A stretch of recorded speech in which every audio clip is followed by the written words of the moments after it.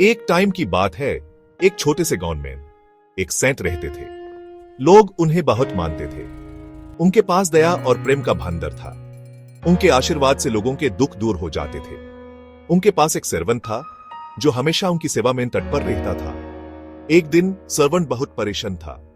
उसकी बहन की शादी नजदीक थी, लेकिन उसके पास शादी के खर्चे के लिए पैसे नहीं थे। सर्वेंट को समझ नहीं आ रहा था कि वो क्या करे। उसने सोचा कि सेंट ही उसकी मदद कर सकते हैं।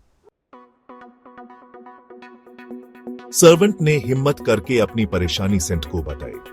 उसने कहा, महाराज, मेरी बहन की शादी नजदीक है, लेकिन मेरे पास पैसे नहीं हैं। सेंट ने ध्यान से उसकी बात सुनी। उन्हें सर्वेंट की चिंता समझ आ गई। सेंट जानते थे कि हर समस्या का हल होता है। उन्होंने सर्वेंट को धैर्य रखने को कहा। सेंट ने अपने बागीचे से एक अनार तोड़ा। उन्होंने सर्वेंट को वो अनार देते हुए कहा, इसे बाजार में बेच देना। सर्वेंट को सेंट की बात अजीब लगी। उसने सोचा, इसे एक अनार से क्या होगा, लेकिन उस सेंट पर पूरा विश्वास था।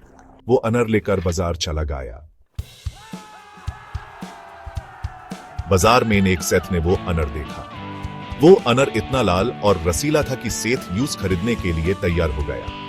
सेठ ने सर्वेंट को अनार के बदले में बहुत सारे पैसे दिए। सर्वेंट हैरान रह गया। यूं समझ नहीं आ रहा था कि यह कैसे हुआ। सर्वेंट ने उन पैसों से अपनी बहन की शादी धूमधाम से की। यूं एहसास हुआ कि सेंट के वचनों में कितनी शक्ति होती है। सेंट के आशीर्वाद से उसकी चिंता खुशी में बदल गई थी।